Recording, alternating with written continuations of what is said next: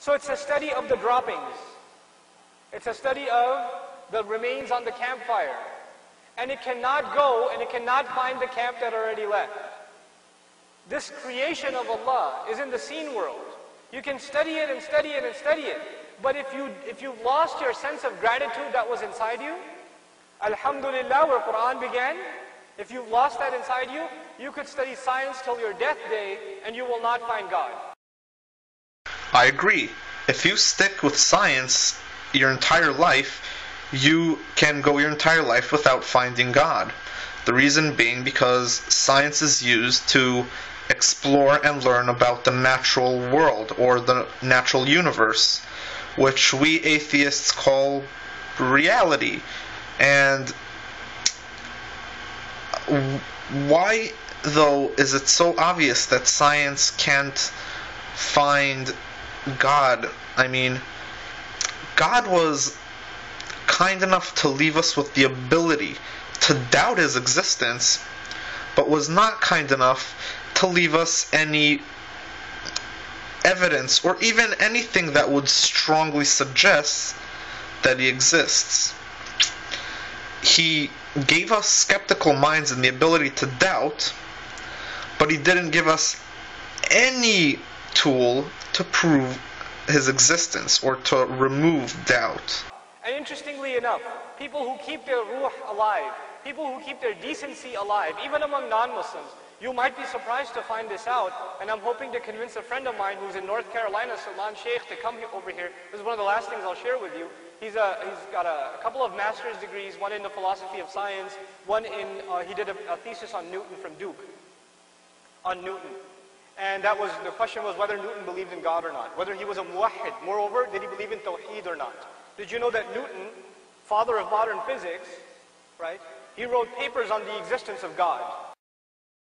It's kind of ironic that he's making an appeal to authority here. I'm going to show you later on why it's ironic. But about Newton. Yes, Newton was a theist. As far as I know, he was a Christian. He did believe in God, absolutely. He was actually even a theologian. He was writing a lot of material about God. And he was a brilliant individual. Don't get me wrong, but I got a few things to say. Yes, Newton believed in God, but that would not be the only thing Newton was wrong about. He was actually also wrong about his formulas about gravity, which Einstein later on came and corrected. And even Einstein's theory is having some problems when it comes to the quantum level, so nobody's really infallible.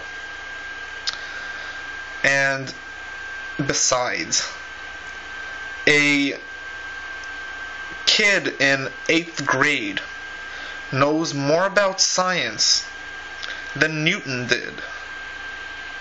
So he was a revolutionary, but he is also primitive. And he wrote papers against the Trinity. And he wrote papers about why it doesn't make any sense that God would have a son. He wrote papers, like literally, it's almost like he wrote a tafsir of Surah Al-Ikhlas. That's what it feels like when you're reading it. And these are the pioneers of modern science, and there's not one or two. There's multiples of them.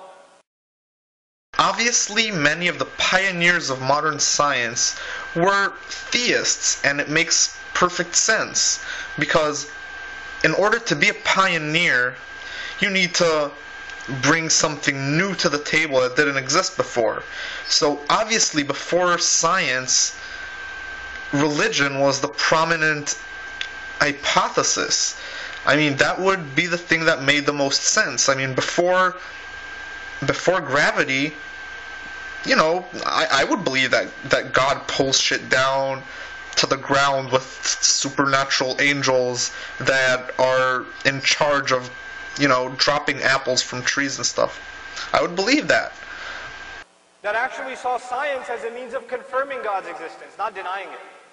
And these are the pioneers of modern science from the Western world. I'm not talking about Muslim scientists.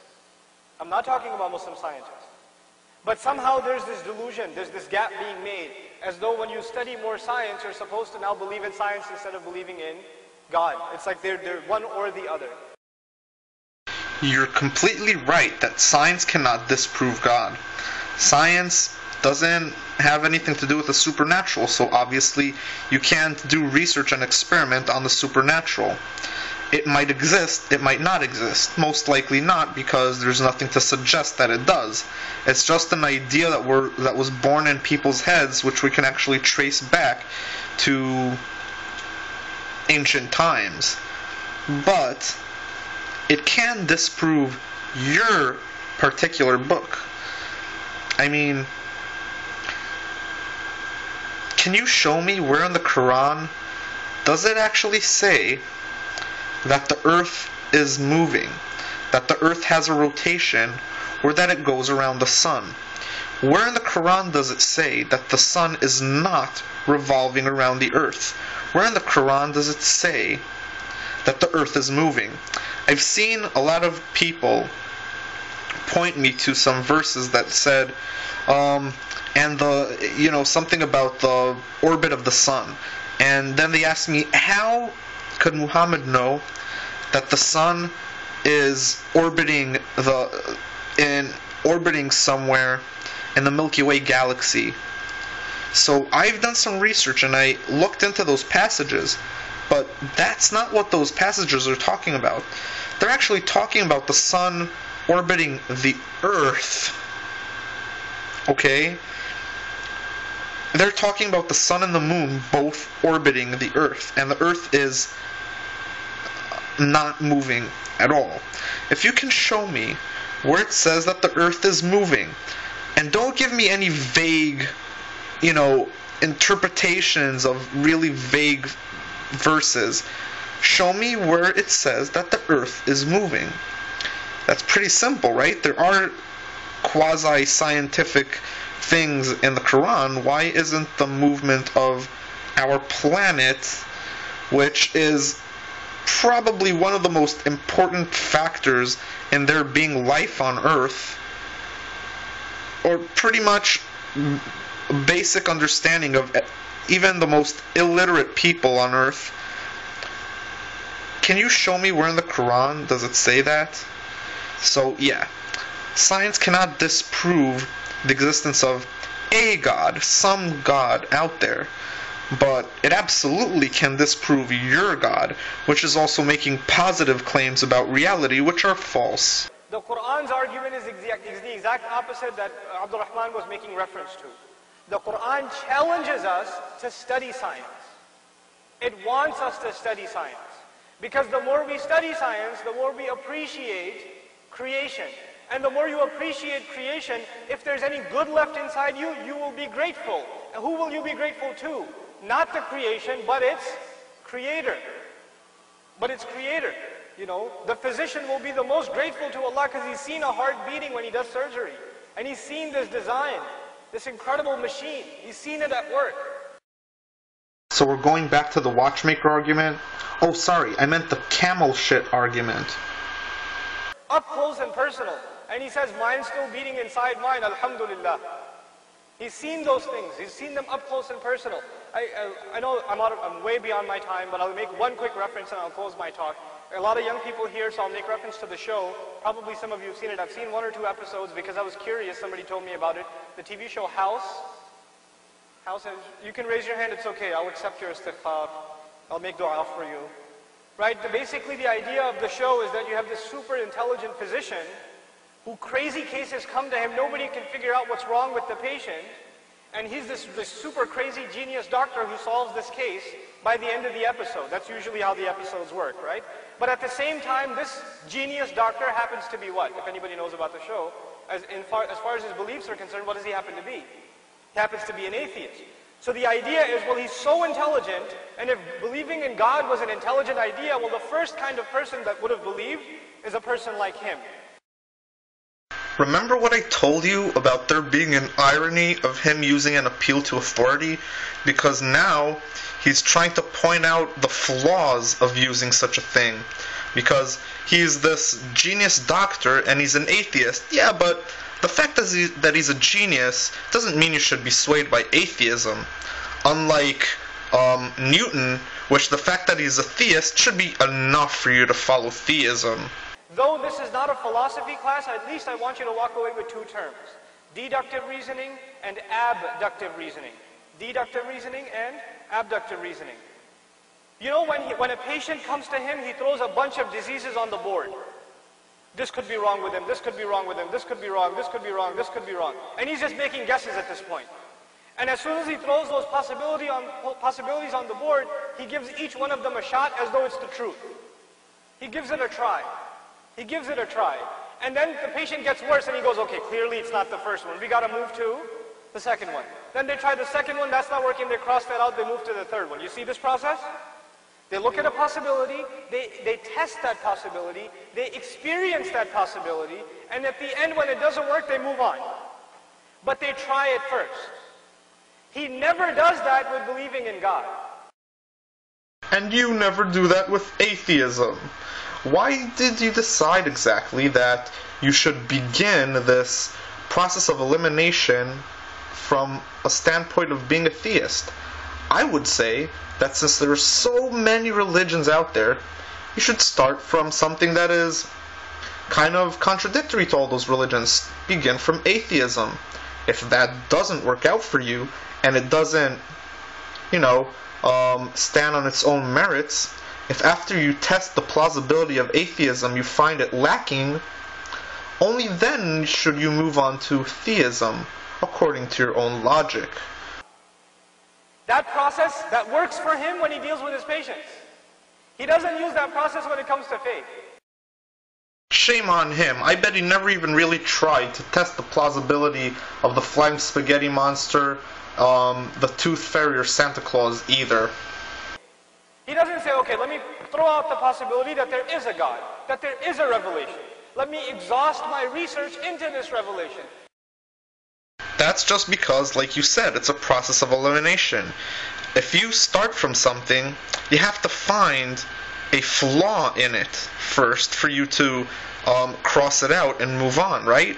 You started from Islam, and I'm suspecting that you didn't really look deep enough for flaws.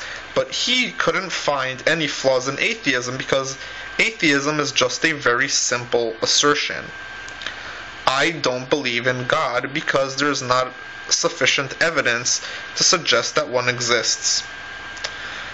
Do whatever you want, but it is practically impossible to cross out that statement because it is absolutely true.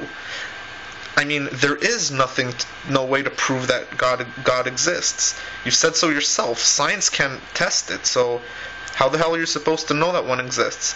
By talking to your spirit? Come on. Yep, that's why he did not cross out atheism, because I guess he didn't find any spirits to talk to. Here's how disingenuous you are. In a few seconds from now, you're going to try to follow the conclusions of this line of reasoning, and you're going to see that the argument it leads to is absolutely nonsense. So instead of actually going through with it and finishing your sentence, you quickly change the topic when you see that what you're about to say doesn't make any sense whatsoever. Into this God. So let's see if I can actually clearly come to a proof that he doesn't exist. And by the way, another interesting thing about his philosophy is that he will not rule out a disease until it is absolutely clear that that's not the problem. Nobody believes that that's the disease. He's the only one with blind faith that says, I know that's the disease he's got. He has blind faith in a disease he can't prove. He's got a gut feeling. He's got a gut feeling.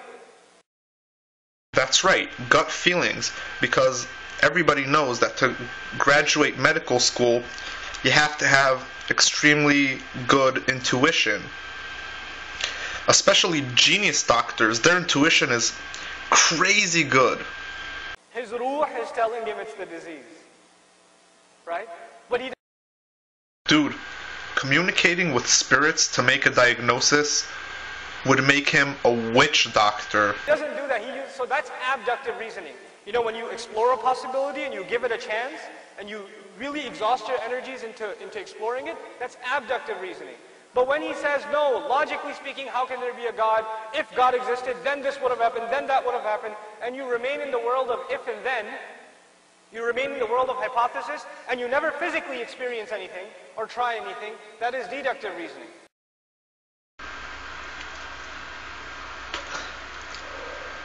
This is a kind of a straw man or misrepresenting atheism, because most atheists are careful enough to say that it's not that we believe that God doesn't exist, but rather that we don't believe that he does due to insufficient evidence.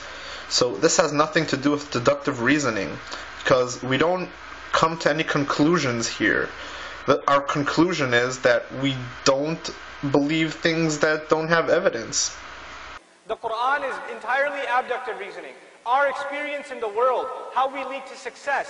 We don't speak in hypothesis alone. Anybody that wants to be successful uses abductive reasoning.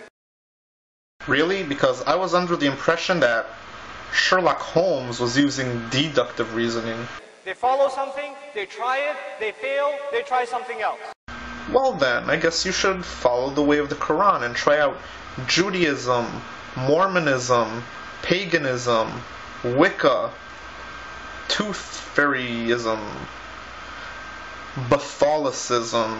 But the bottom line, the reason I mentioned all of these things to you, though I have a lot of other things to talk about when it comes to this discussion, do not think just because people that are atheists or agnostics or whatever are presenting to you certain philosophical arguments that you don't have a counter argument. Oh, that's it. They've got this mystery solved.